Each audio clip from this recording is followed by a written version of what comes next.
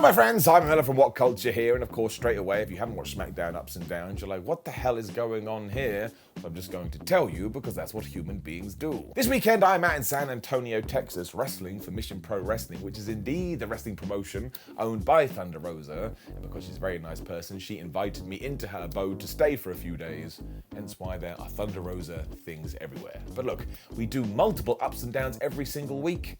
I think it's nice when we change the environment. Otherwise though, of course, we still have to take the finger of power and go through AEW Rampage and give the good bits up and the bad bits are down. Even more so because Tony Khan recently said he's going to focus on the show and try and make it a bit better.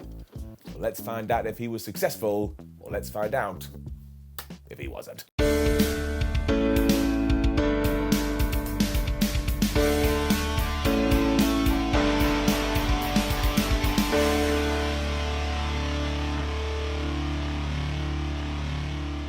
Jon Moxley versus Takeshita was our opening match for Rampage, and 2 words for you: holy I won't lie, there is no way I can do this justice because they both tried to kill each other, and after they had punched each other in the face in the early going, all of a sudden Jon Moxley was going for a paradigm shift. But of course we know how this works. Takeshita's meters hadn't been depleted enough yet, so he was able to reverse this, but the sheer pace of it was madness. Moxley pretended he wanted to shake his opponent's hand, but he slapped him in the face instead, when all of a sudden Takeshita hit Hurricane Rana. Then he hit a dive to the outside, when all of a sudden they were just brawling in the crowd. And I was kind of spinning around here, because I was like, how did they do it so quickly? We also saw Don Callis at this point too, because we have been teasing for a while, if you are watching AEW Dark and Elevation, that he's scouting Takeshita, and I suppose probably wants to manage him or something. And honestly, given how good he is, everyone should be doing it. This is when I noticed that Jon Moxley was bleeding, so I was just laughing my ass off because the man can't help himself, but he was still able to hit a pile driver, which somehow gets me every time, and when he went for another one, Takeshita went nope and he backdropped him. He also gave him this insane lariat afterwards that sent me on the floor when he was hitting DDT after DDT, one of which may or may not have been on the ring apron, which I think is the hardest part of the ring. As I said on SmackDown Ups and Downs, I'm not able to do silly skits today. They will be back. His biggest mistake though is that he went from the frog splash and Jon Moxley was able to get his knees up before he just laid in those hammer and elbow strikes, and then he hit him with the Death Rider and he got the 1, 2, 3. Or so you would think. Because instead, Takeshita kicked out at 1. His crowd went absolutely crazy. I mean, they lost their minds, and all of a sudden it made you get adrenaline just because you were watching it on TV.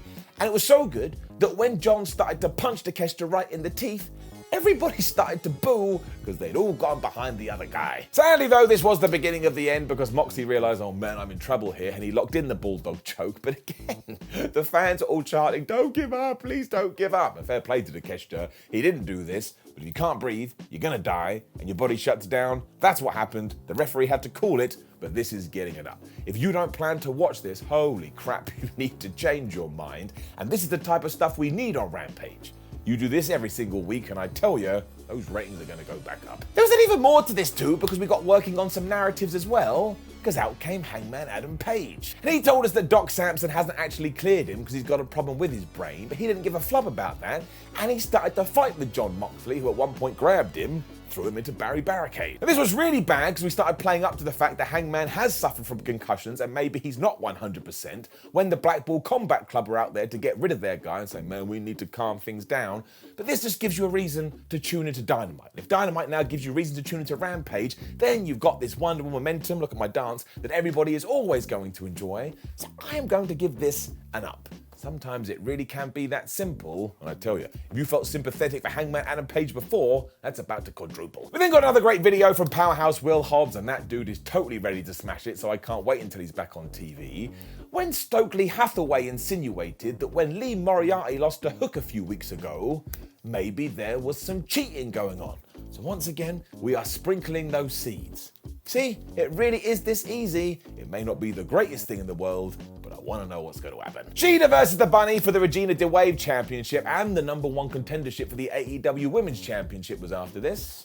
I thought it was alright. Didn't go all that long, and much like the first match, they were countering finishes very early, which was kind of strange. And the big problem for Shida is on the outside was Penelope Ford, who was just wiggling her fingers ready to cast distraction. Instead, what Penelope decided to do was just throw Shida's kendo stick into the ring to break up a pin at one point. And I was like, yeah, I suppose that'll do it. It really pissed Shida off, so she started to beat everybody up, and she hit a Meteora onto the floor, which always looked like it hurt loads.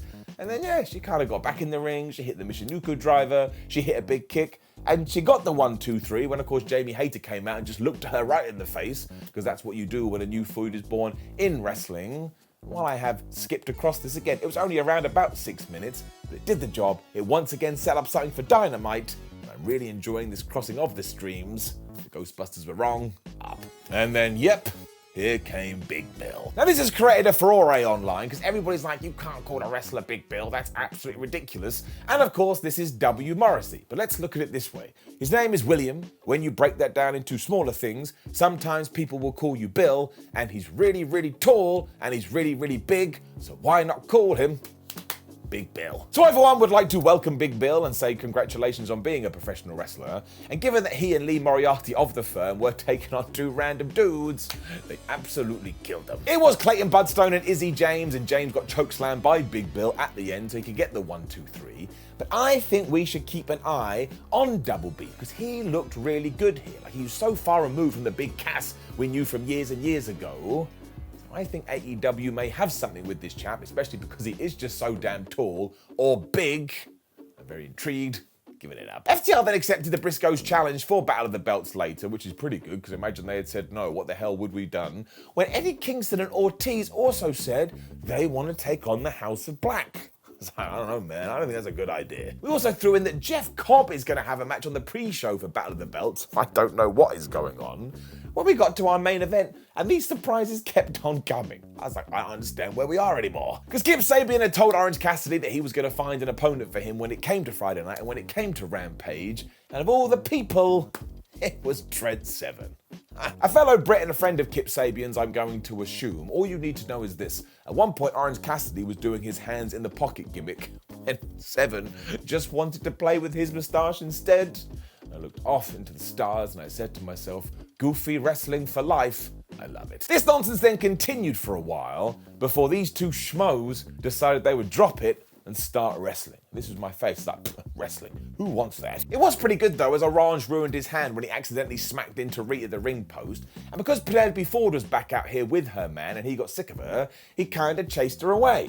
But this was a terrible idea, because she came back a few minutes later with the Butcher, the Blade, and the Bunny, who I could only presume had closed up their shop early for the evening. So they meant business, obviously, and the best friends were having none of that, so they kind of chased them away. But this Orange Cassidy man, he ain't no mug, so just as Trent was gonna go for a dive, he pulled Kip Sabian in the way, and he was able to do a dive of his own. 2022 wrestling. It then really did get good after this, because they were just doing move, reverse, move, reverse, move, reverse, move, reverse, and the pace got really good. When all of a sudden Orange Cassidy hit the big break, he hit Orange Punch, and he got the 1-2-3, and he was able to retain his All-Atlantic Championship. And you have to presume that now he is going to go into a feud with Kip Sabian, especially because afterwards Kip was in there beating everybody up when Dustin Rhodes made the save. So I presume you could also do the tag team match, but I tell you this, I like the fact that the All-Atlantic Championship has become like associated with Rampage, and if we continue to chip away at this, its importance will rise, giving it an up. Which of course did bring us to the end of another episode of AEW Rampage, and I will die on this hill. I thought it was so much better than what we have got recently, because everything had stakes and everything felt like it had a big deal. Plus we got some surprises. It doesn't matter if that surprise wasn't for you, there'll be more down the line that will tickle your taste buds. Giving it an up. Now please do leave a comment below and let me know what you thought about last night's episode of Rampage. Like the video, share the video, and subscribe. Head over to WhatCulture.com where you can read yourself some articles. Make sure you follow us on social media. Make sure you check out SmackDown Ups and Downs too. Now I suppose I have to go and get ready to wrestle. What a strange, strange life I lead. See you soon.